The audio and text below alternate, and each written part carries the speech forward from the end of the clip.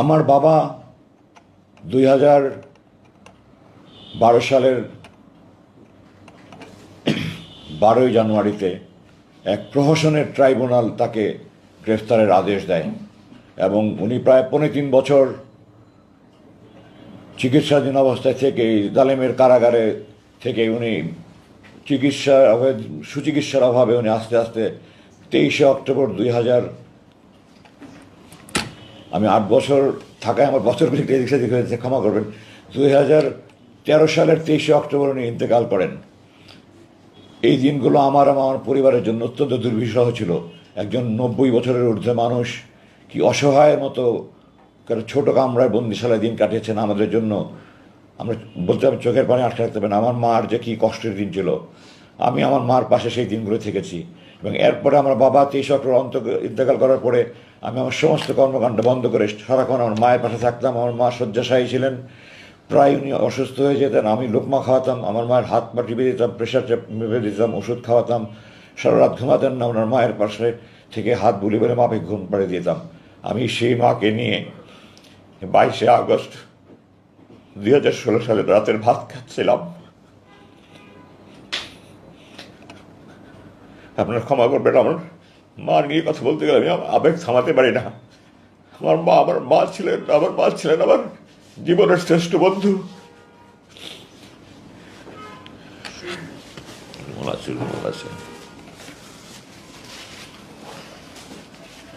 আমি আমার মার সাথে খেতে বসেছিলাম। এই সময় সরকারের গুন্ডা বাহিনী, আমি গুন্ডা বাহিনী এই জন্যই বলছি যে আইন প্রয়োগকারী সংস্থার লোক ওয়ারেন্ট ছাড়া, মামলা ছাড়া, ওয়ারেন্ট ছাড়া উঠিয়ে নিয়ে যাওয়া মানেই গুন্ডারদের কাজ। সুতরাং যেই করুক না কেন সে গুন্ডা, এবং এটা করেছে সরকারের যেই বাহিনী হোক, সরকারি গুন্ডা বাহিনী। সরকারের গুন্ডা বাহিনী আমার বাসায় আসে এবং তাদের মধ্যে যাকে আমার একজন অফিসার বলে মনে হয়েছে, আমি 30 বছর একটা বাহিনীতে চাকরি করেছি, আমি পোশাক দেখলে বলতে পারি কে অফিসার, কে নিম্ন পদবীর কর্মকর্তা। তো যাকে আমার অফিসার বলে মনে হয়েছে সে আমার সাথে অত্যন্ত দুর্ব্যবহার করেছে, আমাকে তুই করে কথা বলেছে, আমার সাথে চরম দুর্ব্যবহার করেছে। আমি তার কাছে জানতে চেয়েছি আপনারা কারা, আপনাদের পরিচয় কী, আপনাদের পরিচয়পত্র দেখান। তারা আমার কথার জবাব দেয়নি। আমি বলেছি আপনার আইন প্রয়োগের সংস্থা নাকি, আপনাদের আইন প্রয়োগের সংস্থা, আপনারা পরিচয়পত্র দেখান। কোনো জবাব দেয়নি। আমি জিজ্ঞাসা করেছি আমার বিরুদ্ধে কোনো মামলা আছে, কোনো ওয়ারেন্ট আছে। মামলা ওয়ারেন্ট ছাড়া আমাকে আপনারা গ্রেফতার করতে পারেন না, আপনারা আমাকে উঠিয়ে নিয়ে যেতে পারেন না, আপনাদের পরিচয়।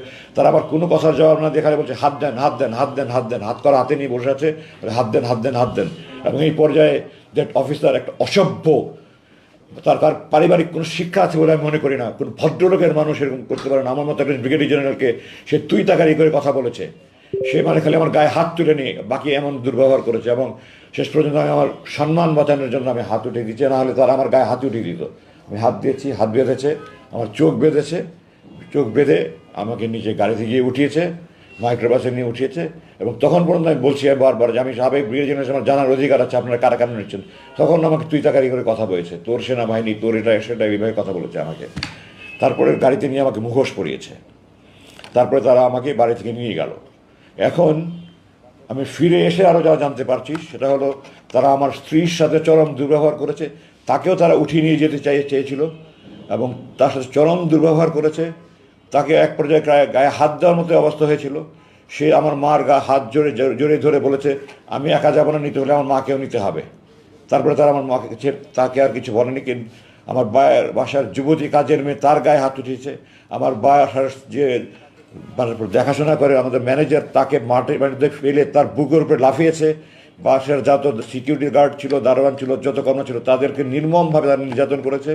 আমার বাসা তছনছ করে তারা আলমারি, বাক্স সব কিছু তারা ভেঙে চুরে, তারা মোবাইল, কম্পিউটার আর যা ইচ্ছা তারা নিয়ে গিয়েছে।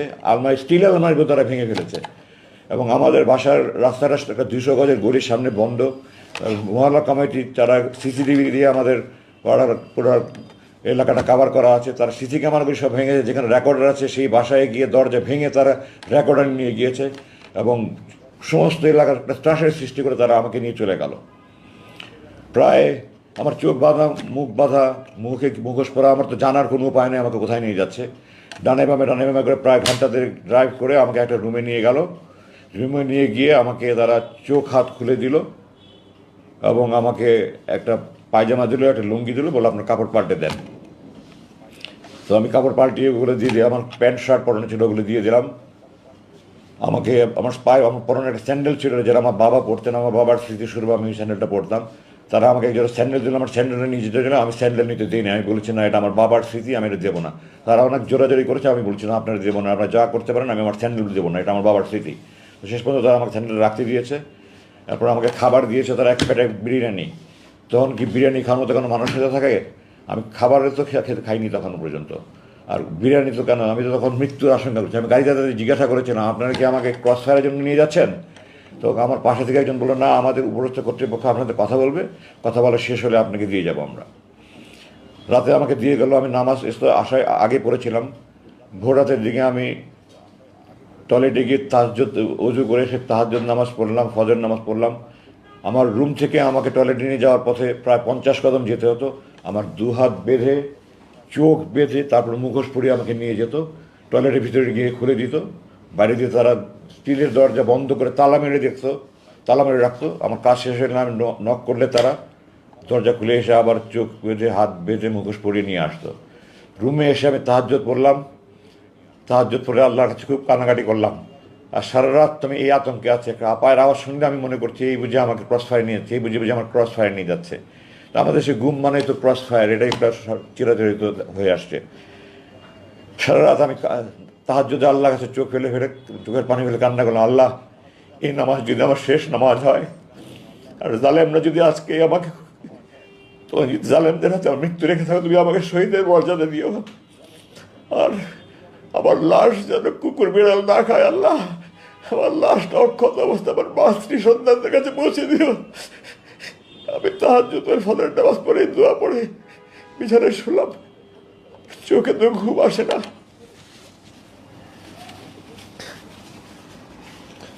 আগের দিন দুপুরে খেয়েছি, এরপরে তো সারা রাত ঘুম নাই, খাবার নাই, মৃত্যুর আতঙ্ক। পরের দিন সকালে নাস্তা দিয়েছিল আমাকে, চা, পরোটা, ডিম ভাজি। নাস্তা খাওয়ার তো নাস্তার দিকে দেখলেই আমার চোখ দিয়ে ঝরঝর করে পানি বলে, কারণ আমি মাকে নিয়ে খেতে বসছিলাম, মাকে দুইয়ের সময় লোকমা খাইয়ে দিলাম। আমি বললাম এগুলো নিয়ে যান, আমি খাবো না। এরপরে 12টার দিকে হঠাৎ করে আমার মনে হলো আমার হাত পা সব খিঁচুনি আসছে, আমার মনে হলো আমি যেন মরে যাচ্ছি। আমার চোখ মুখ অন্ধকার হয়ে আসতে, আমি চিৎকার চেঁচামেচি শুরু করলাম।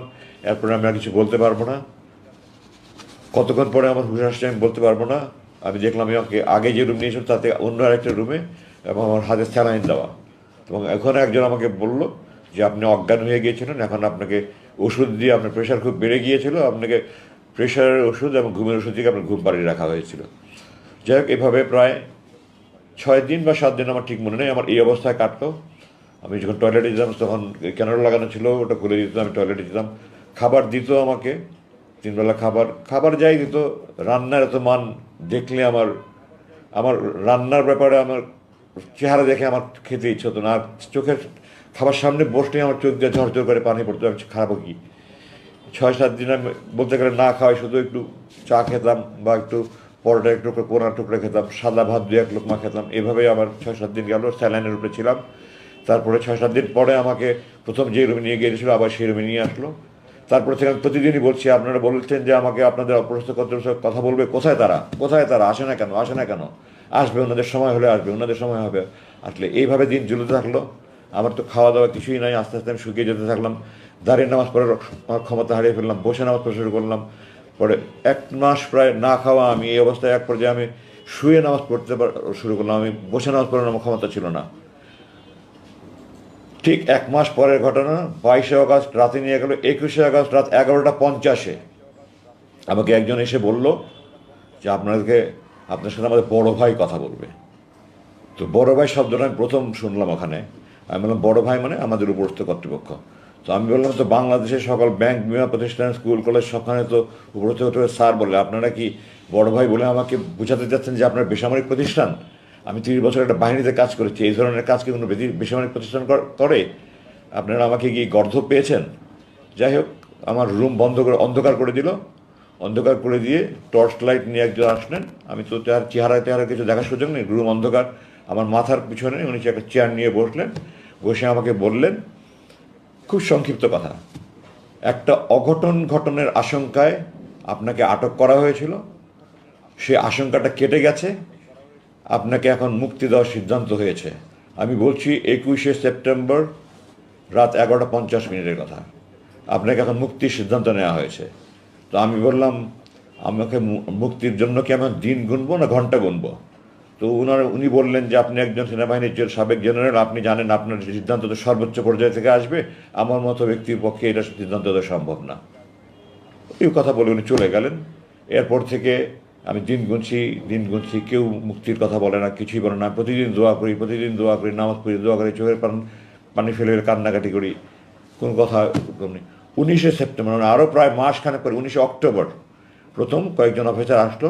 আমাকে তখন রুম থেকে চোখ বেঁধে, হাত বেঁধে, মুখে পরিয়ে ওখানে একটা রুমে নিয়ে গেলো। এটা তাদের ইন্টারোগেশন রুম, মানে কয়েকটা রুম আছে তাদের ইন্টারোগেশন রুম। এবং ওখানে অন্যান্য বন্দীদেরকে তারা অনেক নির্যাতন করে। আল্লাহর রহমত যে আমাকে তারা আমাকে শারীরিক নির্যাতন করেনি। তো আমাকে তারা আমার নামটা অনেক কিছু জিজ্ঞাসা করলো। তারপরে আমার সাথে বিভিন্ন অফিসারের পরিচয় ছিল, তাদের সাথে আপনার কী পরিচয়, অমুকের সাথে আপনার কী পরিচয়, অমুকের সাথে আপনার কী পরিচয়, কীভাবে চিনেন। তো স্বাভাবিকভাবেই এই সরকারে যারা জুলুম নির্যাতনের শিকার হয়েছে তারাই আমার সাথে বেশি যোগাযোগ করেছে, কারণ আমি একজন জুলুম নির্যাতনের শিকার। তো আপনার সাথে তো সব সরকার বিরোধী লোকের সাথে যোগাযোগ দেখা যায়, আমাকে তারা বলছে। তো আমি বললাম যে আমরা সেনাবাহিনীতে কে সরকারকে বেসরকারি আমরা এটা কখনো দেখি না। সেনাবাহিনীতে কোনো দল নাই, সেনাবাহিনীর সবাই আমরা ভাই ভাই, আমরা সবাইকে ভাইয়ের মতো মনে করি, আমরা সেইভাবে যোগাযোগ করি। কে কী দল করে আমরা সেনাবাহিনীতে দেখি না। সুতরাং আপনারা যেটা বলছেন এটা আপনাদের কল্পনাপ্রসূত। আমার সাথে এই ধরনের কারণ এই ধরনের বিরোধী করার বড় জন্য এগুলি হিসাব করে আমরা যোগাযোগ করি না। আমি অমুকের সাথে অমুক জায়গায় চাকরি করেছি, অমুক সাথে অমুক জায়গায় চাকরি করেছি, আমি সমস্ত বিবরণ দিলাম। 19 তারিখে কিছুক্ষণ জিজ্ঞাসাবাদ করে তারা চলে গেল। আবার 3 দিন পরে 22শে অক্টোবর আবার তারা আসলো, আবার একই ধরনের প্রশ্ন। এটা একটা আপনার ইন্টারোগেশনের একটা পদ্ধতি, একই প্রশ্ন বারবার করা, যেন কোনো যদি আমার বক্তব্যে বেশ কম হয় তাহলে তারা বুঝতে পারবে মিথ্যার আশ্রয় নিচ্ছে, তখন ওটা নিয়ে তারা আমাকে বারবার জিজ্ঞাসা করবে। তো সত্য বললে তো আর বারবার জিজ্ঞাসা করলে, 100 বার জিজ্ঞাসা করলেও কোনো সমস্যা নেই। ইংরেজিতে বলে যে most difficult part of telling a lie is that you have to remember what you said the first time. প্রথমে যেটা বলেছিল যদি মনে রাখতে না পারি তাহলে আমি দ্বিতীয়বার উল্টাপাল্টা বললে মিথ্যা হতে হবে। তো আমি যদি মিথ্যা না বলি তো আমার তো এটা মনে রাখার কোনো দরকার নেই। তো আমি দ্বিতীয়বার আমি যা জিজ্ঞাসা করলে একই কথা মনে রেখে একই প্রশ্ন করলো। এরপরে দীর্ঘদিন পর জিজ্ঞাসা করেন, আমি তাদের বললাম আপনারা কতদিন আমাকে এভাবে আটকে রাখবেন, বলে আপনারা থাকেন আরও কিছু জিজ্ঞাসাবাদ করবো। 7ই ডিসেম্বর আমাকে তৃতীয়বার তারা জিজ্ঞাসাবাদ করলো, আগের প্রশ্নগুলি, কিন্তু এই প্রশ্ন এবার কিছু ব্যতিক্রম ধর্মীয় প্রশ্ন ছিল। এখানে তারা আমাকে হঠাৎ করে বলল, আপনি ভারতের বিরুদ্ধে ফেসবুকে এত সোচ্চার কেন? আমি এখন একটু পিছনে দিয়ে ফিরে যেতে চাই। আমি আমার শরীরের প্রতিটা অনুপরমাণু, শিরা উপসারের লোমকূপ, রক্তবিন্দু, সমস্ত অস্থিমজ্জা, খাঁটি দেশপ্রেমিক আপাদমস্তক সৈনিক, আমি দেশের জন্য জীবন দেওয়ার জন্য শপথ নিয়েছিলাম, আমি যোগদান করেছি, আমি এখনও প্রস্তুত দেশের জন্য জীবন দেওয়ার জন্য। তো আমি বলেছি যে আমাকে যে খুব ভারতের বিরুদ্ধে ফেসবুক এত সোচ্চার কেন? তো আমি বললাম ভারতের বিরুদ্ধে ফেসবুকে সোচ্চার হওয়া যদি বেআইনি হয় তাহলে আপনারা আমাকে আটকে রেখেছেন কেন? বিচার বহির্ভূত হবে, আমাকে সে আইনে মামলা দিচ্ছেন না কেন? আর আমি স্বাধীনতা যুদ্ধের পর থেকে, আমি 2016 সালে 7ই ডিসেম্বরের কথা বলছি, তখন স্বাধীনতার 45 বছর প্রায়। আমি বলছি আমি স্বাধীনতার পরে 45 বছরে ভারতকে বন্ধু হিসাবে দেখে নিই। আমি ভারতকে একটা বন্ধু প্রতিবেশী রাষ্ট্র হিসেবে দেখতে চাই। আমাদের ফরেন পলিসি হলো, আমাদের পররাষ্ট্রনীতি হলো friendship to all, malice two নান। সবার সাথেই বন্ধুত্ব, কারোর সাথে বৈরিতা না করে। আমি আমার সকল প্রতিবেশীকে বন্ধু রাষ্ট্র হতে পেতে চাই, কিন্তু বন্ধুত্ব কখনো একতরফা হয় না। আমি আপনাকে বন্ধুর মতো ভালোবেসে যাব, আপনি আমাকে চর থাপ্পড় লাথি মারবেন, এটা কোনোদিন বন্ধুত্ব হয় না। তো আমি দেখেছি তারা আমাদের সমস্ত নদীতে বাদ দিয়ে, ফারাক্কাবাদের মতো বাদ দিয়ে, যখন আমাদের পানির দরকার তারা আমাদের খরা তৈরি করছে, আর যখন আমাদের দেশে বন্যা তখন তারা বাঁধ খুলে দিয়ে, আপনারা এখন দেখতে পাচ্ছেন, আজকে দেখতে পাচ্ছেন কি হচ্ছে আমাদের এই পূর্বাঞ্চলীয় জেলাগুলিতে, কীভাবে লাখ লাখ মানুষ আজকে কষ্ট স্বীকার করছে। আমি 2009 সালে আমাকে বরখাস্ত করার পর থেকে আমি এই কাজ করছি। আমার বরখাস্ত প্রসঙ্গে আমি একটু পরে আসছি। 2009 সালে কীভাবে আমাকে বরখাস্ত করলেন আমি একটু পরে আসছি। তো আমি তখন থেকে আমি ভারতের বিরুদ্ধে ফেসবুকে সোচ্চার ছিলাম। আমার বোন ফেলানির লাশ 24 ঘন্টা তার কাটা ঝুলেছিল, আমার এখন বুক ফেটে যায়। 2 দিন পর পরে আমার ভাই বোনদেরকে বর্ডারে গুলি করে মারছে, কোনো প্রতিবাদ নাই। তারা আমাদের চারিদিকে তার কাটা ভাড়া দিয়ে রেখেছে, ওয়াচ টাওয়ার বানিয়ে রেখে, ডগ বানিয়ে তারা আমাদের বাণিজ্যিক বৈষম্য তৈরি করে রেখেছে। এগুলোর কোনো প্রতিবাদ নাই, কেউ কিছু বলে না। আমি আমার প্রতিজ্ঞা ছিল, আমার পণ ছিল, আমার জেহাদ ছিল, আমি আমার দেশের পক্ষে আমার জীবন যে আমি যা কিছু বলে যাব। আমার ক্ষুদ্র প্রচেষ্টা আমি ফেসবুকে লেখালেখি করছি, এগুলো নিয়ে আমার বিরুদ্ধে তারা খুব ক্ষুব্ধ। আমি বিস্মিত যে বাংলাদেশের কোনো একটা বাহিনী, যে কোনো বাহিনী হোক, তারা ভারতের বিরুদ্ধে আমি যদি ক্ষোভ প্রকাশ করে থাকি, তাদের এত ক্ষুব্ধ হওয়ার কী আছে? তারা কি ভারতপ্রেমী? তারা ভারতপ্রেমী না হলে তাদের কেন এত ক্ষোভ হবে? আমি আশ্চর্য হই না যে বিগত সরকার যাদেরকে ব্যবহার করেছে, সেই স্বার্থান্বেষী সেই মহল, তারাও সরকারের দ্বারা প্রভাবিত, তারাও ভারতপ্রেমী ছিল, নাহলে তারা আমার বিরুদ্ধে ক্ষুব্ধ প্রতিক্রিয়া ব্যক্ত করতো না। আমি এই প্রসঙ্গে আরেকটু পূর্বে ফিরে যেতে চাই। আমরা যেমন ভারতকে বন্ধু মনে করলে হবে না, ভারতের আমাদের ইতিহাস জানতে হবে। আমরা যদি ইতিহাস না জানি তাহলে আমরা ভুল করব। আমরা বারবার ভুল করেছি, আমরা এখন আর ভুল করতে চাই না। 1905 সালে এই ব্রিটিশ সরকার আমাদের এই বঙ্গভঙ্গ করেছিল পূর্ব বাংলার মুসলমানদের উন্নতির জন্য। এই ভারত এটার বিরুদ্ধে আন্দোলন করে, বঙ্গভঙ্গ রদ মানে বাতিল আন্দোলন করে, 6 বছর পর্যন্ত বাতিল আন্দোলন করে এটাকে বাতিল করে আমাদের দুই বাংলা এক করেছে। তারা আমাদের মুসলমানদের উন্নতি চায়নি। 1971 সালে, আপনারা জানেন না, দেশবাসীর জানা উচিত এগুলো, আমরা মৈত্রী চুক্তি নামে অক্টোবর 1971 সালে আমাদের অস্থায়ী সরকার একটা চুক্তি করেছিল। সৈয়দ নজরুল ইসলাম সাহেব অস্থায়ী চুক্তি করে স্বাক্ষর করে অজ্ঞান হয়ে গিয়েছিলেন। আমার কথা নয়, আপনারা 266 দিনের স্বাধীনতা আওয়ামী লীগ অ্যাডভোকেট নুরুল কাদেরের বই পড়ে দেখেন। ওনার কথা আছে যে অস্থায়ী সরকারের অস্থায়ী রাষ্ট্রপতি সৈয়দ নজরুল ইসলাম স্বাক্ষর করে অজ্ঞান হয়ে গেছিলেন। ওটা চুক্তি ছিল। আমি 3টা আপনাদের শুধু দৃষ্টি আকর্ষণ করছি। 1 নম্বর, এদেশে কোনো সেনাবাহিনী থাকবে না, এদেশে ভারতের সেনাবাহিনী থাকবে। 2, এদেশের প্রশাসনে যারা মুক্তিযুদ্ধে যোগদান করেছে তারা বাদে বাকি সবাইকে অপসারণ করতে হবে। ভারতের প্রশাসনের লোক এই দেশে প্রশাসন চালাবে। এই দেশের প্রশাসনের শতকরা 1জন লোকও মুক্তিযুদ্ধে যোগদান করেনি, আপামর ছাত্ররা যোগদান করেছে। তার মানে এই দেশের প্রশাসন তাদের হাতে তুলে যাবে। তৃতীয়ত, এই দেশের পররাষ্ট্র মন্ত্রণালয় এবং প্রতিরক্ষা মন্ত্রণালয় ভারতের নিয়ন্ত্রণে থাকবে। আমি দেশবাসীর কাছে জানতে চাই, আপনারা বলেন এটা কি স্বাধীনতার চুক্তি, মৈত্রী চুক্তি না গোলামের চুক্তি? এই চুক্তি যারা করেছে তারা মীর জাফরের বংশধর, তারা এই দেশকে বিক্রি করে দিচ্ছিল। আল্লাহ আমাদেরকে রক্ষা করেছেন। আমি এগুলির বিরুদ্ধে সবসময় সোচ্চার ছিলাম। সেনাবাহিনীর চাকরি করা অবস্থায় আমি এগুলি বলতে পারিনি। 2009 সাল থেকে আমি বলেছি, এটাই ছিল আমার অপরাধ, এটা আমার বড় অপরাধ ছিল। আর অপরাধ, আমি অধ্যাপক গোলাম আজমের ছেলে। এই কারণে তারা আমাকে নিয়ে বন্দি করে রেখেছে।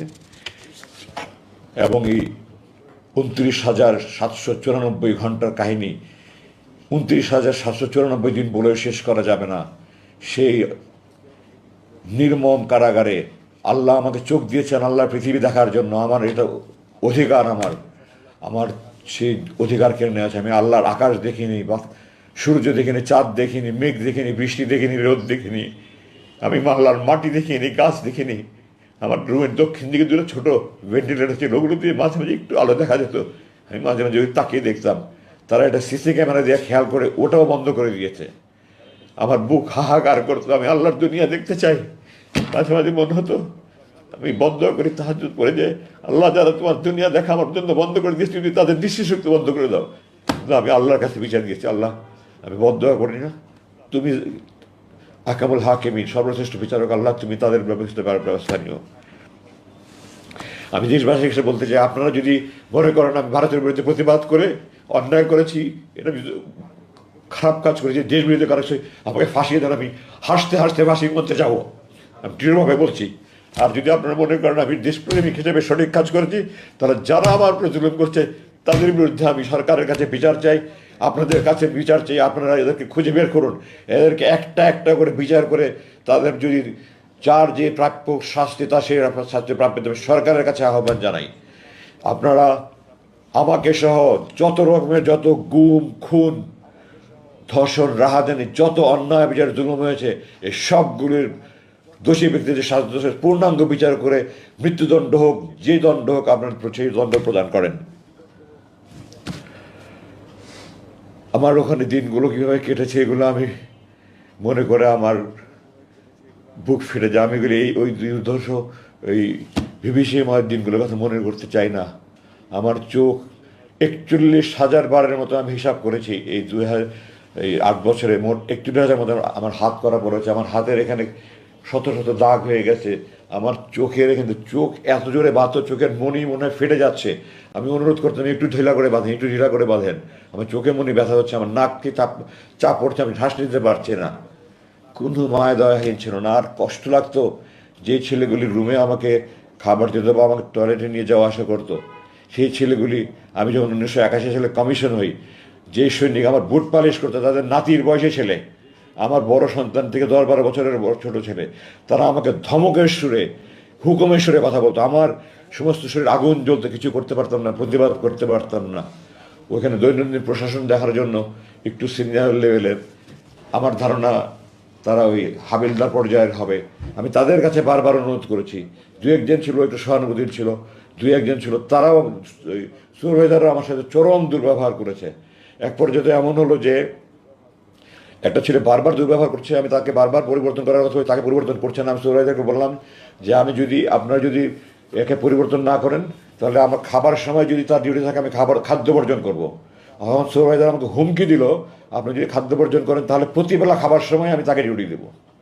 এবং সে সেটা বাস্তবায়ন করেছে। আমি 2 দিন শুধু মুড়ি পানি খেয়ে থেকেছি, কারণ যখনই আমার নাস্তার সময় তাকে ডিউটি দেয়, যখনই আমার দুপুরে খাবার সময় তাকে ডিউটি দেয়, যখনই আমার রাতের খাবার সময় তাকে ডিউটি দেয়।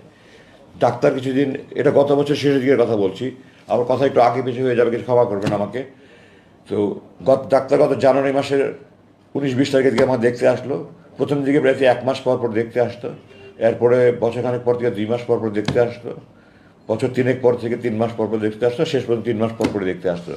তো গত জানুয়ারি মাসে ডাক্তার 19-20 তারিখে থেকে আমার দেখতে আসলেন, আমাকে বললেন আপনি কেমন আছেন।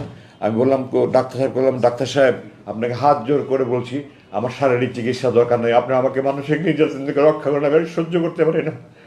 এই যে যারা আমার বুট পালিশ করেছে তাদের নাতির বয়সী ছেলেরা আমাদের সাথে যেই ব্যবহার করে, আমার বাবা মা, আমার বড় বোন, আমার কোনো বোন নেই, আমরা 6 ভাই, বড় 3 ভাই, আমার চাচা চাচি, মামা মামি, খালা খালি, খালু ফুফা ফুফু, মোট 35 জন। এই 35 জন মিলে সারা জীবনে আমার সাথে দুর্ব্যবহার করেনি। একটা ছেলে শুধু কয়েক মাসে আমাদের যত দুর্ব্যবহার করেছে। আমি সেনাবাহিনীর চাকরি, তো সিনিয়র কর্তৃক দুনিয়াতে বকাঝকা দেওয়া এটা যে কোনো বাহিনীতে হয়ে থাকে। আমার 35 বছর সেনাবাহিনীর চাকরিতে আমার সিনিয়ররা আমাকে এত বকাঝকা করেনি, একটা ছেলে আমার সাথে এত দুর্ব্যবহার করছে। আমি সুপারভাইজারকে বারবার বলেছি আপনি তাকে দয়া করে পরিবর্তন করেনি। আমি ডাক্তার সাহেবকে সব বললাম, আমি তাকে যখন বলেছি যে আমি খাদ্য বর্জন করবো, সে তখন বলেছে আমি তাকে বারবার ডিউটি দিব, এবং সে হুমকি বাস্তবায়ন করেছে। তারপরে ডাক্তার সাহেব দয়া পরামর্শে উনি উদ্বস্ত কর্তৃপক্ষ করে ওই সুপারভাইজার ওই সৈনিককে পাল্টে দিয়েছে। তো আমার এই কষ্ট আমি আপনাদেরকে ভাষায় প্রকাশ করতে পারবো না, প্রকাশের কোনো ভাষা নেই। যারা এই সুপারভাইজারদের বয়সের ছেলেরা, তাদের জন্মের আগে তাদের মতো, আমি তাদেরকে একজনকে বলেছিলাম একদিন যে সুপারভাইজার সাহেব আপনার জন্মের আগে আমি আপনার মতো লোক চড়িয়ে খেলেছি, আমার চোখের ইশারা তারা বুলেটের মতো কাজ করেছে, আজকে আপনি আমার সাথে দুর্ব্যবহার করছেন। সে তারপরেও দুর্ব্যবহার করেছে, এবং দুর্ব্যবহার না, তারপরে আমার চোখ আরও বেশি লাইট করে বাঁধা শুরু করেছে, আরও নতুন নতুন। আগে আমাকে প্রথমত নামাজের সময় বলতো, তারা নামাজের সময় বলেন, আমি বললাম আপনার কি মুসলমানের ছেলে নাকি, আমাকে নামাজের সময় বলেন না। আমি তাহাজ্জুদ করে বসে আছি, ফজরের নামাজ পড়বো, কিন্তু নামাজের সময় বলে না। আমি জোরের নামাজের টাইম জানতে চাচ্ছি যে জোরের নামাজে ওয়াক্ত হলে নামাজটা পড়ে একটু শুভ, তারা নামাজের টাইম পড়ে না। আমার আজান মাঝে মাঝে শোনা যেত, হালকা হালকা শোনা যেত, ভেন্টিলেটরটা বন্ধ করার পরে ওটাও শোনা যেত, কারণ মানে রুমের এত চারিদিকে তো আপনার এক্সস্ট ফ্যান আর জেনারেটরের মতো সাউন্ড, আর পাম্পের মধ্যে বিভিন্ন রকমের সাউন্ড, কি এইভাবে কী কী যেন সাউন্ড তারা তৈরি করে। আজান হলে আরও বেশি সাউন্ড তৈরি করে তারা, যেন আমরা আজান শুনতে না পাই। আমি আপনাকে মুসলমানের বাচ্চা, একটা কাফের দেশও তো এরকম অন্যায় করা হয় না বলে আমার মনে হয়। ভারতের মতো দেশ, সে দেশেও তো আজান শোনা যাচ্ছে মাসে মানুষ আজান, আমি বিভিন্ন দেশে দেখে এসেছি আজান শোনা যাচ্ছে, আর আপনারা আমাকে আজান শুনতে দেবেন না? আপনার কি কি মন মানসিকতা? আপনারা কি আল্লাহর ভয় নাই, আখেরাতের ভয় নাই, জাহান্নামের ভয় নাই? বলেন না আমরা নামাজ পড়ি করে, আপনাদের এগুলি অন্তরের কথা না, এগুলি আপনাদের মুখের কথা। আমি তাদেরকে এভাবে বলেছি, আমি বহুবার বলেছি, 5 বার আমি লিখিতভাবে দিয়েছি। আপনারা শেষবার আমাকে বললো যে আমরা 7ই ডিসেম্বর যেন আমার কথা বললো, ভারতের বিরুদ্ধে এত সত্যাগ্রহগুলো বলার পরে বললো আমরা আপনার বিরুদ্ধে কিছু তদন্ত করছি, তদন্ত চলাকালীন আপনার থাকতে হবে। তাদের কথাতেই এবং সুরে এবং স্বরে এমন আশঙ্কা হয়েছে তারা আমাকে সহজে ছাড়বে না। আমি বললাম তদন্ত কিসের? আপনারা জানেন এখন বিভিন্ন তদন্ত কমিটি হচ্ছে, এই কমিটি হচ্ছে। একটা ঘটনা ঘটে, ওটা সত্যতা জানার জন্য এবং দোষী ব্যক্তি নিরূপণের জন্য তদন্ত হয়। কোনো ঘটনা না ঘটলে কিসের উপর তদন্ত? আমি বললাম আপনি কিসের তদন্ত করবেন? তারা আমরা বললো যে আপনি লুকিয়ে লুকিয়ে কিছু করছিলেন কিনা এটা তদন্ত। আমি বললাম এটাকে কি তদন্ত বলে? আর যদি তদন্তই হয় আমার বিরুদ্ধে কি অভিযোগ আমাকে জানাতে হবে, আমাকে আত্মপ্রকাশ আমাদের সুযোগ দেবে। আপনারা কী করছেন? বলেন আমরা তদন্ত করছি, আপনার থাকতে হবে। ওইভাবে আমি চলতে থাকলাম। এবং আমার দিন যত যায়, আমার আশেপাশে আমি তো জানি না কোথায় কী সেল আছে না আছে, আমার তো চোখ বেঁধে নিয়ে যায়, কোথাও নিয়ে আসে, 50 কদম হেঁটে আসি। আমি আশেপাশের বিভিন্ন সেলকে চিৎকার চেঁচামেচি আহাজারি বিলাপ, আমার বুক ফেটে যেত। আমার তখন আমার কষ্ট যে তাদের কষ্ট আরও বেশি হতো। আমি আল্লাহ দোয়া করতাম, আল্লাহ তুমি এই মজলুম ব্যক্তিদেরকে সাহায্য করো, আল্লাহ তুমি তাদেরকে ধৈর্য সহনের শক্তি দাও, তাদের পরিবারের প্রতি রহম করো, আল্লাহ তুমি মজলুমদেরকে মুক্তি দাও। সারা রাত বিলাপ করছে, সারা রাত কান্নাকারি করছে, সারা রাত আহাজারি করছে, চিৎকার চেঁচামেচি করছে। এগুলি সহ্য করার মতো নয়। আল্লাহ যে আমাকে এখন মানসিকভাবে সুস্থ রেখেছে কিভাবে, আল্লাহর রহমত। আমি যে মানসিকভাবে পাগল হয়ে যাইনি। প্রতি রাত ক্রস ফায়ারের আতঙ্ক নিয়ে একটা মানুষ যদি দিনের পর দিন বছরের পর বছর আল্লাহর কাছে দোয়া করে, আল্লাহ এটা যদি আমার শেষ নামাজ হয়, আজকে যদি আমার মৃত্যু হয়, আমাকে শহীদ মর্যাদা দিয়ে আমার লাশ অক্ষত অবস্থায় আমার পরিবারের কাছে পৌঁছে দিয়ে মা স্ত্রী সন্তানের কাছে, মানুষের অনুভূতি কী হবে? পৃথিবীর সমস্ত কবি সাহিত্যিক মিলে সারা জীবন লেখে শেষ করতে পারবো না, আমি আমার ভাষা প্রকাশ করতে পারবো না। এত কিছুর মধ্যে আমি নিরাশ হইনি। কোরআনে আল্লাহ বলেছে, লা তাকনাতু মির রাহমাতিল্লাহ, তোমরা আল্লাহর সাহায্য থেকে নিরাশ হয় না। হতাশা এসেছে, বিষণ্ণতা এসেছে, দিনের পর দিন খাবার খায়নি, মন ভেঙে একেবারে চুরমার হয়ে গেছে, আমি আল্লাহর সাহায্য থেকে নিরাশ হইনি। আল্লাহর সাহায্য থেকে নিরাশ হইনি। আল্লাহ আপনাদের দোয়ায় আমাকে সেই শক্তিটা দিয়েছিলেন, এবং আল্লাহ শক্তি দেওয়ার ফলেই এই ছাত্র জনতার এই গণবিপ্লবের মাধ্যমে যে বিজয় অর্জন হয়েছে, এরপরে আমাকে তারা মুক্তি দিতে বাধ্য হয়েছে। এই প্রসঙ্গে আমি একটা কথা একটু গুরুত্বের সাথে বলতে চাই। 2021 সালের মে মাসের আনুমানিক 22 তারিখে, যে একজন আগে পিছু হতে পারে, তাদের একজন কর্মকর্তা আমাকে এসে আমাকে বলল যে আপনি একটা লিখিত দরখাস্ত করেন যে আমি রাজনীতিতে সম্পৃক্ত হব না, আমি এই দেশে থাকবো না, আমি স্ত্রী সন্তান নিয়ে সুখে শান্তিতে থাকতে চাই, আপনারা আমাকে মুক্তি দেন, আমি বিদেশে চলে যাব। আমি তাদেরকে বললাম, আমি স্বাধীন দেশের স্বাধীন নাগরিক, আপনারা অবৈধভাবে আমাকে অপহরণ করেছেন, অবৈধভাবে আটক করেছেন, আপনারা আমাকে এখানে যে আটকে রেখে জুলুম করছেন, নির্যাতন করছেন, আমি এটা মানব না, মিটিং মিছিল করতে পারছি না। আমি এটার প্রতিবাদে, এই যে আপনারা দেখতে পাচ্ছেন আমি বড় চুল রেখেছি, আমি বলেছি এটা আমার মৌন প্রতিবাদ। আপনারা যখন মৌন প্রতিবাদ দেখেন, মিটিং মিছিল হয় না, শুধু প্ল্যাকার্ড হাতে নিয়ে দেখে, আমি বলেছি এটা মৌন প্রতিবাদ। যতবার এটা দেখবেন আপনাদের যেন মনে হয় আপনারা আমাকে অবৈধভাবে অপহরণ করেছেন, অবৈধভাবে আটক রাখছেন, আপনারা আমার জুলুম করছেন, হারাম কাজ করছেন, এই কথাগুলো যেন আপনাদের বুকে বাঁধে, এই আমার মৌন প্রতিবাদ।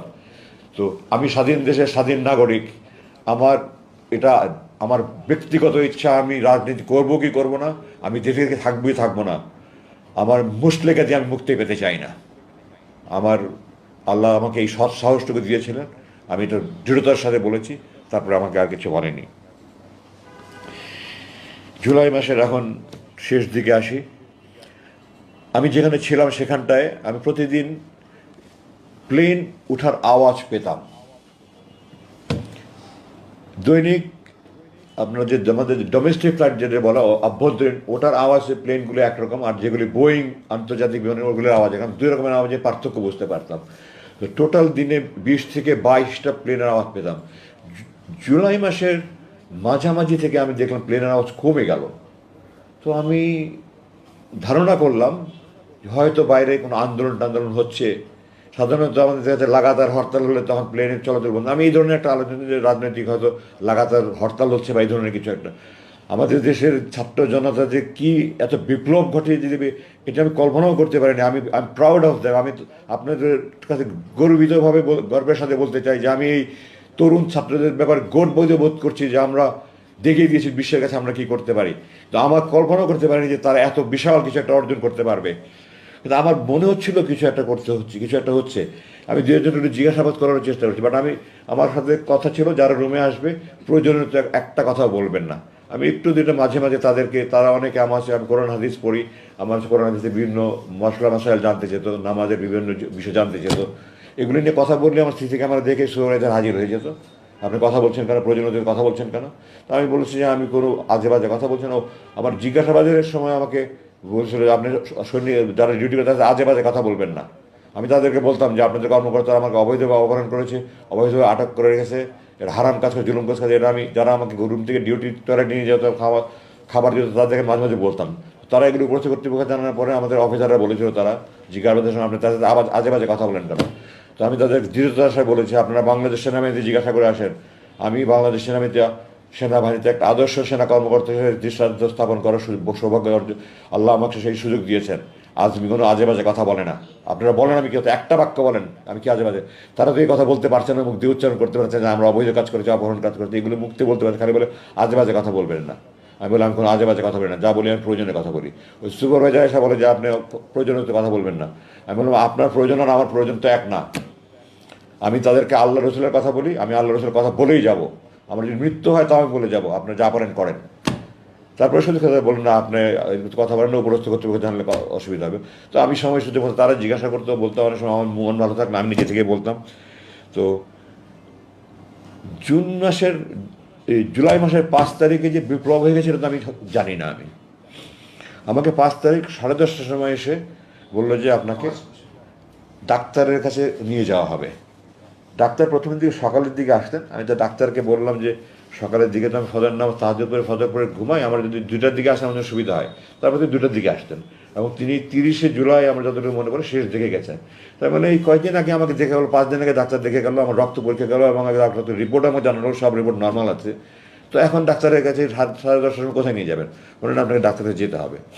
বলে আমাকে আমার রুম থেকে চোখ হাত বেঁধে মুখোশ পরিয়ে একটা গাড়িতে করে এই 1-1.5 মিনিট গাড়ি চালিয়ে ওখানে আশেপাশে কোনো আর একটা রুমে নিয়ে গেল। এখন আমি ধারণা করি যে ব্রিগেডিয়ার জেনারেল হাসান নাসিরের নেতৃত্বে কিছু সংখ্যক সামরিক অফিসার, কর্নেল হাসিনের মতো সাহসী সামরিক অফিসার, ব্রিগেডিয়ার হাসানের সাহসী অফিসার, কিছু অফিসার বোধহয় ওই কচু খেতে যে ডিজিএফআই আছে ওই অফিসের সামনে গিয়ে তারা চিৎকার চেঁচামেচি করেছে, আমরা আজমিকে চাই, আজমিকে চাই। তখন তারা তাদের সবচেয়ে বিগত সময় নিয়েছে, এই ধরনের একটা কিছু সম্ভবত আমি যতটুকু শুনতে পেরেছি বাইরে এসে। ওই জন্য তারা যদি ঢুকে পড়ে এবং ওই রুমগুলোতে আমার সার্চ করে, এই জন্য তারা আমার ওর দিকে সরিয়ে আরেকখানে নিয়ে গেল। 5 তারিখ রাতের কথা বলছি আমি, 10:30টায়। তারপরে ওখান থেকে আমাকে রাত্রে 2:30-3টার দিকে বললো আপনাকে আমরা হাসপাতালে নিয়ে যাব। তো আমি বললাম গত 8 বছর থেকে আমি আপনাদেরকে বলছি আমার দাঁত ভেঙে গেছে, আমার 1-2টা দাঁত ভেঙে গেছে, আমার কানে সমস্যা হচ্ছে, আমার চোখে দাঁত চশমা যেটা দেখছেন, আমি মুক্তির পরে ডাক্তার দিকে চশমা নিয়েছি, কিছুদিন পরে আমি চশমা পড়তে পারতাম না। আমি বলতাম আমার চোখের চিকিৎসা, তাদের স্পষ্ট জবাব, আমার চোখের চিকিৎসা হবে না, দাঁতের চিকিৎসা হবে না, কানের চিকিৎসা হবে না, এখানে রেখে যা করা যায় করা যাবে। ওনাখানে যারা ডাক্তার ছিলেন ওনারা মেডিকেল স্পেশালিস্ট ছিলেন। আমার প্রথমে যাওয়ার পর যখন চোখ বাঁধতো এখানে আমার ঘা হয়ে গেল, তো একটা ওষুধ দিলেন, পরে এটা পুরো মুখ ঘা ছড়িয়ে গেল। যাই হোক, পরবর্তীতে ওষুধ সংক্রান্ত আমার ওই মুখে এখনও চারিদিকে অনেক সমস্যা রয়ে গেছে, চামড়ায়, হাতে পায়ে চামড়া নানা সমস্যা হয়েছে। তো আমি বললাম যে এত 8 বছর ধরে আমি বলছি আপনাদের কাছে আমাকে হাসপাতালে নিয়ে যাবেন, হাসপাতালে নিয়ে যেতেন না, এখন রাত 3টার সময় আপনার হাসপাতালে নিয়ে যেতে কী কথা। তো বলে না যেতে হবে। তো তার যেতে হবে বলে তার কিছু উপায়, চোখ হাত বেঁধে আবার মুখোশ পরে অ্যাম্বুলেন্সে করে যাচ্ছে রাত 2:45-3টার দিকে যাচ্ছে আর শেষ নাই। তো আমি বললাম যে ঢাকা শহরে কোনো হাসপাতাল তো এত দূরে না, আপনারা কোথায় হাসপাতালে নিয়ে যাচ্ছেন। তখন জবাব দিল না। তারপরে রাস্তা ভাঙাচোরা। তো বললাম যে ঢাকা শহরের রাস্তা তো এত ভাঙাচোরা না, আপনারা কি আমাকে কোথাও গ্রামের দিকে নিয়ে যাচ্ছেন নাকি।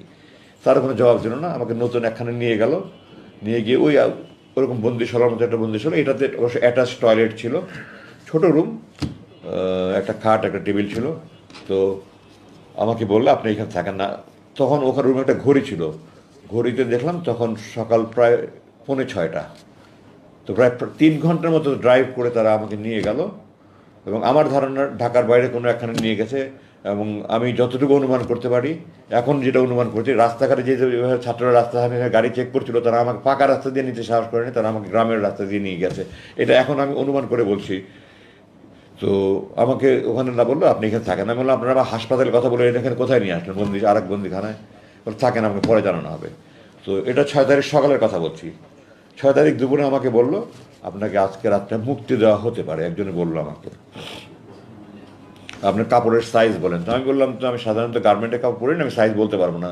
তো তারা একটা কাপড় নিয়ে আসলো, আমাকে দেখালো যে আমি যে কাপড়টা আপনার প্রথম দেখেছেন, আমি প্রথম মুক্তি পরে যে একটা প্যান্ট শার্ট গেঞ্জি পরেছিলাম, ওই কাপড়গুলো, ওটা পরে দেখলাম ঠিক আছে।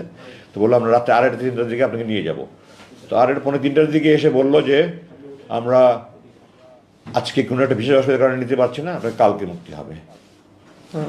আমার অপেক্ষা করা ছাড়া তো কোনো উপায় নেই, আমি বাইরের কোনো জগতের কোনো খবরই নাই আমার কাছে। পরের দিন সকালবেলা দুপুরে আমাকে এসে বললো আজকে রাত 9টার দিকে আপনাকে নিয়ে যাব।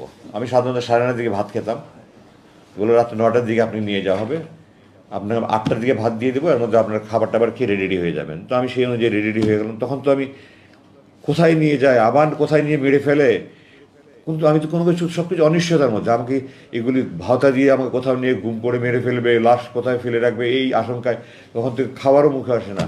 যাই হোক, সামান্য কিছু খেয়ে আমি রেডি হয়ে থাকলাম। তার সোয়া 9টার দিকে আমার নিয়ে রওনা হলো। প্রায় 2.5 ঘন্টার মধ্যে গাড়ি চালিয়ে আমাকে সেই টাঙ্গাইল যমুনার রাস্তা এলেঙ্গায় রাস্তার পাশে নিয়ে আমাকে চোখ হাত বেঁধে ছেড়ে দিল। আমাকে কিছু টাকা দিল আপনার বাস ভাড়া। তোমায় বললাম এটা কোথায়? ওই যে সামনে বাস স্ট্যান্ড আছে, ওই দিকে পিছন দিক থেকে গাড়ি আসবে, আপনি বাস স্ট্যান্ডে গেলে যেতে পারেন। খুব আমাকে কিছু টাকা ভাড়া দিয়ে দিল, বললো আপনি মুক্তি, আপনি এখন মুক্ত, আপনি যেতে পারেন। জিজ্ঞাসা করলাম রাত কটা বাজে? তখন রাত 11:15। তো তারপরে আমি গাড়ি থেকে নেমে আমার এই আমাকে আমি প্রকাশ করতে পারবো না, আমি আকাশের দিকে চাকে চিৎকার, আল্লাহ আকবর, আলহামদুলিল্লাহ, আল্লাহ তুমি রহমান রহিম, তুমি করিম, আল্লাহ আমি তো 8 বছর পরে তোমার আকাশ দেখছি, তোমার তারা দেখছি, তোমার মেঘ দেখছি, তোমার চাঁদ দেখছি, আল্লাহ মাটির দিকে থাকে বলবো আল্লাহ তোমার মাটির মানুষ আমি, তুমি আমার সে মাটি দেখাচ্ছ 8 বছর পরে। আমি রেগে উত্তেজনায় কতক্ষণ মধ্যে বলেছি বলতে পারবো না। তখন হঠাৎ করে মাথা একদম চোখ মুখ অন্ধকার হয়ে আসলো। আমি গাড়ি থেকে নামিয়ে দাঁড়িয়েছিলাম, আমার জিপে ওর নিয়ে গেছিলো, ডানে একজন বসা, বামে একজন বসা। তো আমি বললাম আমার মাথা ঘুরাচ্ছে, আমি একটু বসতে পারি? বলাচ্ছে বসেন। বসলাম, কিছুক্ষণ পরে বললাম ঠিক আছে আমি যেতে পারবো। আমি নামলাম, আমার বাবা যে বসা ছিল সে আমাকে হাতে টাকা দিল, আপনি টাকা নেন। তো আমি বললাম এখানে ঢাকার ভাড়া কত? বলে আমি জানি না ঠিক। এখানে কত টাকা? 5,000 টাকা। আমি বললাম আমি আপনাদের টাকার মুখোপক্ষী নেই, আল্লাহ আপনাদেরকে আপনাদের টাকার মুখোপক্ষী করেনি, আমার টাকার দরকার নেই, আমার এখান থেকে ঢাকার ভাড়া যতটুকু শুধু ততটুকু ভাড়া দেন।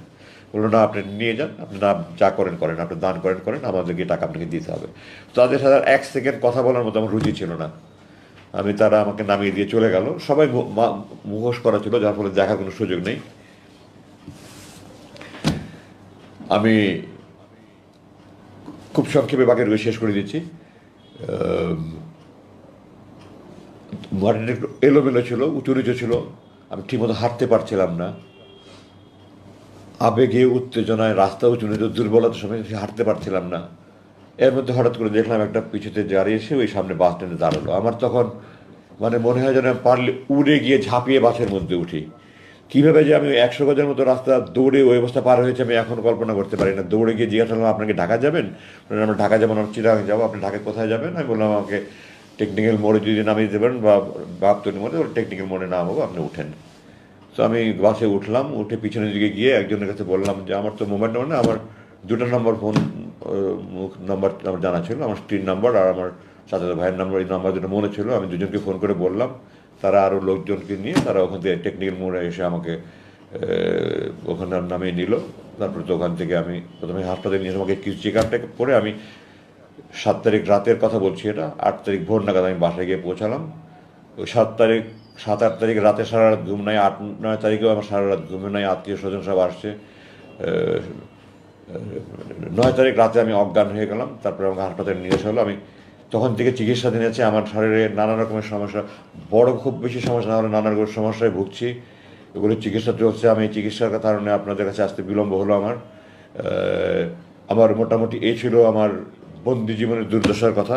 আমি আমার বাকি খুব সংক্ষিপ্ত ভাবে শেষ করব। আমি এখানে বলতে চাই আমার মূল দুটা কারণে তারা আমাকে ধরে রেখেছে। এক, আমার পৈতৃক পরিচয়, আমার পারিবারিক পরিচয়। 2, আমি ভারত বিরোধী। এবং এটা স্পষ্ট যে আমি বিদেশি চক্রের গভীর ষড়যন্ত্র শিকার হিসাবে তারা আমাকে আটকে রেখেছিল। মুক্তির সিদ্ধান্ত দেওয়ার পরেও বিদেশি প্রভুদের হুকুমে আমাকে আটকে রাখা হয়েছিল। আমি আমার নিজের ঢোল পিটাতে চাই না, কিন্তু আমার বরখাস্ত কাহিনী আপনাদেরকে না বললে আপনারা বুঝবেন না। আমাকে এই সরকার যখন 96 থেকে 2000, এই বিগত সরকার, এর আগে 96 থেকে 2001 আমার বাংলাদেশ সেনাবাহিনীর মিলিটারি একাডেমি যেমন দেখে প্রশিক্ষণ, ওখান থেকে আমার যে রেজাল্ট, আল্লাহ আমাকে আল্লাহর দয়া বাবার দোয়া করে দিয়েছে। আমার জানা মতে বাংলাদেশ সেনাবাহিনীর এই রেজাল্টকে ভঙ্গ করতে পারেনি। আমার চাকরি জীবনে আমার যে রেজাল্ট করেছি আমার জানা নেই কেউ আমার থেকে ভালো রেজাল্ট এরকম করেছি কি না। আমি মাফ করবেন, আমি কখনো আত্মপ্রচার করেন প্রসঙ্গে বলছি, 96 থেকে 2001 ক্ষমতা থাকাকালীন আমার সম্পূর্ণ সময় আমার এই বিগত সরকার আমার লেফটেন্যান্ট কর্নেল থেকে কর্নেল র্যাঙ্কে, মেজর থেকে লেফটেন্যান্ট কর্নেল র্যাঙ্কে প্রমোশন আটকে রেখেছিল আমাকে। 2001-এ বিএনপি ক্ষমতা আসার পরে 2002-এ আমি লেফটেন্যান্ট কর্নেল র্যাঙ্ক পদে প্রমোশন পাই। এবং 1998 সালে আমার বাবা একদিনের জন্য, আমার স্ত্রী অসুস্থ, আমি অসুস্থ, আমার 8 মাসের ছিল অসুস্থ, আমার বাবার চট্টগ্রামের প্রোগ্রাম ছিল। তো আমার মা আমার বাবার সাথে গিয়েছিলেন যে আমার মাকে বাসায় নামিয়ে রেখে সকালে চলে যাবেন। এর মধ্যে সকালবেলা ওই জেনারেল জিওসির অফিস থেকে আমাকে, জিওসির প্রধান স্টাফ অফিস আমাকে ফোনে ডাকিয়ে নিল। আমি গেলাম, আমাকে বললো তোমার বাবা তোমার বাসায় থাকতে পারবে না। তো আমি বললাম স্যার এটা সামরিক বাহিনীর কোনো আইনে এমন আইন আছে? তো বলে এটা সেনাপ্রধানের আইন। সেনাপ্রধান তখন জেনারেল মুস্তাফিজ, সাবেক প্রধানমন্ত্রীর ফুফা, সম্ভবত এলপিআর থেকে এনে ওনাকে সেনাপ্রধান বানানো হয়েছিল। তো আমি বললাম যে স্যার আমি জিওসির সাথে দেখা করতে চাই। তখন বলেন জিওসিও খুব রাগ হয়ে আছেন, তুমি দেখা করলে এটা ভালো হবে না, খারাপ হবে। তো আমি জিজ্ঞাসা করলাম স্যার আপনি কি আপনার বাবাকে বলতে পারবেন যে বাসায় থাকতে পারবো না? কোন বাবা বলেন তার সন্তানকে, যে কুসন্তান না হয় কোন বাবা তার বাবাকে বলবে যে তুমি আমার বাসায় থাকতে পারবে না? আমার বাবা আদারওয়াইজ প্রোগ্রাম ছিল, উনি সকালবেলা চলে যাবেন, রেডি হয়ে গেছেন, কিন্তু আমাকে কেন ডেকেছিলেন জানার জন্য অপেক্ষা করছিলেন। আমি বাসায় ফিরে গিয়ে আমাকে উনি নাস্তা খেতে দিলেন, আমি নাস্তার প্লেট ধাক্কা দিয়ে সরিয়ে দিলাম। উনি আমাকে বলছেন তুমি মাইন্ড করো না, কষ্ট নেই। আমি বললাম যে আপনারা আমাকে চাকু দিয়ে হাত কাটছেন আর তুমি ব্যথা পেয়েছো না, এটা তামাশা একটা। যাই হোক আমি বাসায় চলে আসলাম, জিওসির সাথে দেখা করলাম না। তাহলে বলে আমি বাবাকে বলতে পারছিলাম, খালি কাঁদছিলাম। যাই হোক বাবা চলে গেলেন। এরপরে তো আমাকে ওখান থেকে পরদিনই আমাকে শুক্রবার দিন পার্বত্য কোনো মুভ হয় না, আমার পার্বত্য পাঠিয়ে দেওয়া হলো। এরপর দিন আমাকে কীভাবে যে ওখান থেকে অপমান করে বিদায় দেওয়া হলো, রংপুরে পাঠিয়ে দেওয়া হলো। এরপরে 2009 সালে একদিনের মধ্যে বাংলাদেশ সেনাবাহিনীর একজন ব্রিগেডিয়ার জেনারেলের বিদায় অনুষ্ঠান অনেক জাঁকজমকপূর্ণ। আমাকে একদিনের মধ্যে, আমার চাকরি দেখিনি, আমি যত অফিসারকে জিজ্ঞাসা করে দেখি রাত্রেবেলা নৈশভোজে আপনারা আমার একটা ড্রেস থেকে দেখতে পাবেন, সাদা পোশাক পরে ড্রেস, ওরকম পোশাক পরে ব্যান্ড পার্টি বাজিয়ে অনেক জাঁকজমক হয়। আমাকে দূরবেলা ইউনিফর্ম পরে লাঞ্চ জাস্ট আনুষ্ঠানিকভাবে একটা পার্টি করে আমাকে বিদায় দেওয়া হচ্ছে একদিনের মধ্যে। এবং আমাকে বলা হয়েছে যে আমাকে ওই রাত্রেই ক্যান্টনমেন্ট ত্যাগ করতে হবে। অথচ একজন অফিসার হিসাবে আমি এই কোনো ধরনের ক্ষেত্রে আমাকে ঢাকার লজিস্টিক এরিয়া হেডকোয়ার্টার আমাকে সংযুক্ত করা হচ্ছে। সংযুক্ত সময়ের জন্য সবসময় কারণ দেখাতে, কোনো কারণ ছাড়া আমাকে সংযুক্ত করা হয়েছে। এবং আমাকে ওই সময় আমি মোট 12 দিন প্রাপ্য ছিলাম, আমাকে একদিনের মধ্যে, রাতের মধ্যে ওখান থেকে ত্যাগ করতে বাধ্য করা হয়েছে। আমি ঢাকায় এসেছি, আমাকে একটা এমন গাড়ি দিয়েছে যে গাড়ি আমি চাকরি জীবনে একজন সেকেন্ড লেফটেন্যান্ট সেই গাড়ি ব্যবহার করে একটা ভাঙাচোরা গাড়ি দিয়েছে। আমার আগের ওখানে একটা জিপ একটা কার ছিল।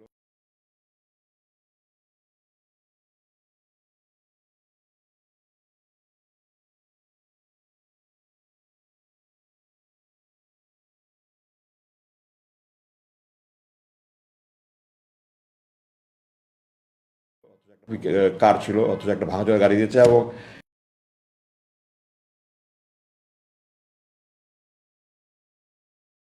আমাকে হুকুম করা হয়েছে যে আমি এই গাড়ি নিয়ে আমি বাসায় যাওয়া আসা কোনো বাসা পর্যন্ত গাড়ি নিতে পারবো না। একজন ব্রিগেডিয়ার জেনারেল, আমি আজমি, আমার কাছে কোনো অপশন নেই। আমি সেনাবাহিনী ইউনিফর্ম গড়বার বিষয় আমার ইউনিফর্ম পরে গাড়ি পাঠাতে 200-300 ব্যাংকে উনি অপমানিত করেছেন। আমার বুক ফেটে যেত, আমি আজমি হিসাবে নয়, আমার সেনাবাহিনী এইভাবে অপমানিত হচ্ছে। যে আমাকে 24শে জুন 2009 আমাকে একটা চিঠি দেওয়া হলো যে 23শে জুন 2009 তারিখে সরকারি একটা প্রজ্ঞাপনে 1 লাইনের চিঠিতে আমাকে বরখাস্ত করা হয়েছে। বরখাস্ত একটা অনেক বড় ধরনের শাস্তি। সেনাবাহিনী অফিসাররা অপরাধ করলে 9-10 সঙ্গে শাস্তি হয়, সবচেয়ে বড় মৃত্যুদণ্ড, যেটা সাধারণত বিদ্রোহ হয়, তারপর কারাদণ্ড, তারপর বরখাস্ত, এরপরে নিচে আরও অনেক 7-8 একটা অপরাধ সংগঠন হতে হয়, একটা তদন্ত হয়, তদন্তে প্রমাণিত হলে কোর্ট মার্শাল হয়, কোর্ট মার্শাল করে তারপরে কোর্ট মার্শালও তাকে হয় র্যাঙ্ক ডাউন করতে পারে, সিনিয়রিটি ডাউন করতে, বরখাস্ত করে না। আমাকে কোনো অপরাধ ছাড়া, কোনো তদন্ত ছাড়া, কোনো কিছু ছাড়া এক চিঠি দিয়ে, নজিরবিহীন পৃথিবীর ইতিহাসে এরকম নেই, আমাকে চাকরি থেকে, আমার এই 30 বছরের বর্ণাঢ্য চাকরি, আমার সমস্ত পেনশনের সমস্ত সুযোগ বন্ধ করে আমাকে সে চাকরি থেকে বরখাস্ত করে দেওয়া হলো। আমার র্যাঙ্ক হরণ করা হলো, পেনশনের সমস্ত সুযোগ বন্ধ করা হলো। এবং তার কিছুদিন পরে চিঠি দিয়ে আমাকে সকল সেনানিবাস প্রবেশ নিষিদ্ধ করে আমাকে অবাঞ্ছিত ঘোষণা করা হলো। আমি জেনারেল ওয়াকারের প্রতি কৃতজ্ঞতা জানাই। জেনারেল ওয়াকার এটাকে ওই আদেশটাকে বাতিল করে আমাকে সেনাবাহিনীর অবাঞ্ছিত ঘোষণা বাতিল করে গতকালকে আমাকে একজন জেনারেলকে দিয়ে ব্যক্তিগত আমাকে চিঠি পাঠিয়েছে যে স্যার আপনাকে অবাঞ্ছিত ঘোষণা যেটা প্রত্যাহার করলাম, স্যার আপনি আমার সাথে একটু খেয়ে যান, একটু চা খেয়ে যান, কফি খেয়ে যান স্যার। প্রথমে লাঞ্চ কথা বলুন, কফি খেয়ে যাবেন, আমার কালকে প্রেস কনফারেন্সে আমি করতে পারবো না, তাহলে স্যার লাঞ্চ করেন। আমি লাঞ্চ করবো না, আমি প্রেস কনফারেন্স পরে আমি আসবো ইনশাল্লাহ। তো আমি জেনারেল ওয়াকারের কাছে কৃতজ্ঞ। আমার মিরপুর ডিওসি আমার প্লট পেয়েছিলাম 2014 সালে, আমার নির্মাণের জন্য প্ল্যান পাস হয়ে কাজ শুরু করেছি, এক লাইনে চিঠি, সকল কার্যক্রম স্থগিত, আমার কার্যক্রম বন্ধ করে রাখা হয়েছে। জেনারেল ওয়াকারের কাছে আমি কৃতজ্ঞ, উনি আবার এটা কার্যক্রম শুরু করার অনুমতি দিয়েছে।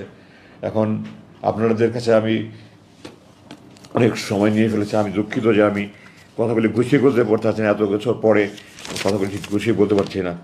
তো আমি উপসংহারে চলে যাচ্ছি, আমি আর বেশি কথা বলা যাচ্ছে না। এই বৈষম্য বিরোধী ছাত্র আন্দোলন ও জুলাই 2024 ছাত্র জনতার সফল বিপ্লব সিদ্ধ নতুন বাংলাদেশ আমাদের জন্য বিপুল সম্ভাবনার নতুন দ্বার খুলে দিয়েছে। বর্তমান সরকারের প্রতি আমার কয়েকটা আবেদন আছে। 1 নম্বর, সকল গুম, খুন, হত্যা, ধর্ষণ, রাহাজানি, জুলুম, নির্যাতন, নিপীড়নের দোষীদের বিরুদ্ধে আইনানুগ ব্যবস্থা গ্রহণ করুন। ভবিষ্যতে যেন আর এই ধরনের কোনো ব্যবস্থা না হয় তার প্রতিকার করুন, তার জন্য প্রযোজ্য আইন প্রতি করুন। আর কোনো বাবা মার বুক যেন খালি না হয়ে যায়। আমার মা 3 বছর হজরত ইসলাম ইসলাম যখন তার ভাইরা কুয়াতে ফেলে দিল, ইয়াকুব ইসলাম কাঁদতে কাঁদতে কন্ধ হয়ে গেছেন। আমার মা আমার জন্য এই 3 বছর কাঁদতে কাঁদতে আমাকে নাকে দেখে চলে গেছে। এই জালেমরা, আমার বাবা মারা গেছে, আমার বড় 5 ভাইকে আসতে দেয়নি। আমার মা মারা গেছে, 6টা ছেলে, একজনের সামনে ছিল না। আমি মায়ের অন্ধর লাঠে ছিলাম। আমার জন্য কাঁদতে কাঁদতে হাহাকার করে আমার মা চলে গেছে, আমাকে আসতে দেয়নি। আর যেন কোনো মায়ের বুক খালি না হয়, আর যেন মায়ের কোনো কান্না না হয়, আপনারা দয়া করে ব্যবস্থা করেন। আল্লাহ, আপনারা দয়া করে সুশাসন, আইনের শাসন, বাক স্বাধীনতা, স্বাধীন ও নিরপেক্ষ বিচার ব্যবস্থা, সুদৃঢ় মানবাধিকার সুনিশ্চিত করে সুখী সমৃদ্ধ বাংলাদেশ, সার্বভৌম বাংলাদেশ গড়ে তোলেন। আমার এটা দোয়া। আমি এখানে আরেকটু বলতে চাই যে আমাদের সংবিধান এটা 1972 সালে রচিত হয়েছে।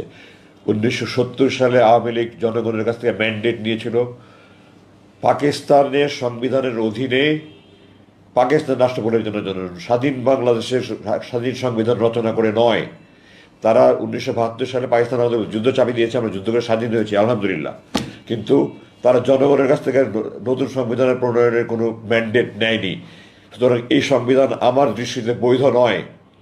একটা নতুনভাবে কমিটি করে, নতুন সংবিধান প্রণয়ন কমিটি করে একটা নতুন সংবিধান করে এটা বাতিল করা হোক, এবং এটাতে যত মানবাধিকারের কথা আছে সব, যেমন সেনাবাহিনীর আইনের আশ্রয় নেওয়ার কোনো অধিকার নেই, এগুলি সহ যত আপনার একটা যথাযথ পদক্ষেপ নিয়ে একটা নতুন সংবিধান তৈরি করেন। আমাদের জাতীয় সঙ্গীত আমি আপনাদের দৃষ্টি আকর্ষণ করতে চাই। 1905 বঙ্গভঙ্গ রদের জন্য এটা রবীন্দ্রনাথ লিখেছিল, আমার সোনার বাংলা আমি তোমায় ভালোবাসি। এই জাতীয় সঙ্গীত 2 বাংলা এক করার জন্য জাতীয় সঙ্গীত। আমরা কি 2 বাংলা এক হতে চাচ্ছি? আমরা কি স্বাধীন বাংলাদেশ থাকতে চাই, না ভারতের পশ্চিমবঙ্গের অঙ্গীভূত রাজ্য হতে চাই ভারতের? আপনারা বলেন, আমরা স্বাধীন বাংলাদেশ চেয়েছি, স্বাধীন বাংলাদেশ থাকতে চাই। এই জাতীয় সঙ্গীত আমাদের স্বাধীন বাংলাদেশ অস্তিত্বের পরিপন্থী। আমি জোর দাবি জানাচ্ছি নতুন জাতীয় আমাদের নতুন জাতীয় সঙ্গীত আমাদের তৈরি করা হোক, এবং এই মিথ্যার উপরে কোনো জাতির ইতিহাস প্রতিষ্ঠিত হতে পারে না। একজন মুখের কথার উপরে কোনো ব্যক্তির জাতির ইতিহাস। আল্লাহ কোরআনে বলেছেন আল্লাহর একত্বে, আল্লাহর পূর্ণত্বে, আল্লাহর অস্তিত্বে বিশ্বাস করতে হবে, না হলে জাহান্নামে যেতে হবে। আল্লাহর একত্ব, পূর্ণত, অস্তিত্ব বিশ্বাসের জন্য আল্লাহ শত শত আয়াত নাজিল করেছেন। রসুল যখন আনসারদের হাতে শপথ নিয়েছেন, তাদেরকে বলেছেন আমার যে কোনো ন্যায়সঙ্গত আইন তোমরা মানবে। রসুল জানতেন উনি কোনো অন্যায় আজাদ দেবে না, আনসাররাও জানতো আমরা কোনো যিনি অন্যায় দেবে না, তারপরেও এটা উনি রসুল বলেছেন। আর একজন শেখ মুজিব সাহেব, উনি 3 লক্ষ বলতে গিয়ে 3 মিলিয়ন বলেছেন, এবং এটাই 30 লক্ষ হয়ে গেছে। একটা জরিপ ছাড়া, কোনো রকমের কোনো কিছু ছাড়া 30 লক্ষ মা বোনের শহীদ বলে বলে তারা মানুষের আবেগকে কাজে লাগিয়ে মানুষকে প্রতারণা করেছে। আমি সরকারের কাছে আবেদন জানাই, আপনারা জরিপ করে বের করেন, অ্যাকচুয়ালি 30 লক্ষ হোক, 3 কোটি হোক, আপনারা বের করেন। আমার জানা মতে এটা 2,86,000 একটা জরিপ হয়েছিল, এটা 2,86,000 ছিল দেখে তারা প্রচার করেনি। ওই 3 লক্ষটাকে 30 লক্ষ বানিয়ে তারে 2 লক্ষ মা বোন ধর্ষিত হয়েছে। এখনও সময় আছে, এখনও সেই 72 লোকজন বেঁচে আছে। আমরা সারা দেশে একটা জরিপ করে এই 3 লক্ষ না 30 লক্ষ, 2 লক্ষ মানুষ শহীদ হয়েছে কিনা জাতিকে সত্য ইতিহাস জানতে দিন। আমাদের নতুন প্রজন্মকে মিথ্যার উপরে আপনারা জাতিকে গড়ে তুলতে দেবেন না। দয়া করে আল্লাহর ওয়াস্তে আপনারা যদি দেশপ্রেমিক হন, একটা সত্যিকারের জরিপ করে এটা ব্যবস্থা করেন। আমি আমার বক্তব্য আর 1 মিনিট বলে শেষ করতে চাই। আমরা বাংলাদেশে ধর্ম, গোত্র, বর্ণ নির্বিশেষে সবাই বাংলাদেশি। একটা স্বার্থান্বেষী মহল বিভিন্ন ধর্মাবলম্বীদের ধর্মোপাসনালয় বা তাদের এলাকায় গিয়ে আক্রমণ চালিয়ে বাংলাদেশের ভাবমূর্তি ক্ষুণ্ণ করার চেষ্টা করছে। হিন্দু, খ্রিস্ট, বৌদ্ধ, চাকমা, মারমা নির্বিশেষে আমরা সবাই বাংলাদেশি। আমরা সবাই বাংলাদেশি। মুসলিম অধ্যুষিত হলে আমরা বাংলাদেশি। আমাদের পরিচয় একটাই, আমরা বাংলাদেশি। আমরা ঐক্যবদ্ধভাবে একটা সুসংহত জাতি গড়ে তুলতে চাই। এবং আমি অন্য ধর্মে বিশ্বাস না করতে পারি, আমি জান দিতে প্রস্তুত আছি যেন অন্য ধর্মাবলম্বীরা তাদের ধর্মীয় উপাসনা যথাযথভাবে করতে পারে। আমরা সবাইকে ঐক্যবদ্ধভাবে এই জিনিস নিশ্চিত করতে, যার যার ধর্ম শেষে পালন করবে। আমরা সবাই বাংলাদেশি। আমরা হাতে হাত মিলে আসুন, এদেরকে শক্তভাবে দমন করে আমরা আমাদের একটা স্বাধীন, সমৃদ্ধ, শক্তিশালী বাংলাদেশি গড়ে করি। আমাদের স্বপ্নের বাংলাদেশ তৈরি, আমাদের প্রাণ দিয়ে বহু প্রাণের বিনিময়ে এই অর্জিত বাংলাদেশ, নতুন দ্বিতীয় বাংলাদেশ স্বাধীনতার যে শহীদ এবং বীরত্বপূর্ণ যারা কাজ করে তাদেরকে যথাযথ খেতাব দিয়ে পুরস্কৃত করে আমাদের যার যার দায়িত্ব পালন করে আমরা একটা সুখী, সমৃদ্ধ, আমাদের প্রাণের বাংলাদেশ, সুখের বাংলাদেশ, সমৃদ্ধশালী বাংলাদেশ গড়ে তুলি, এই আবেদন রাখি।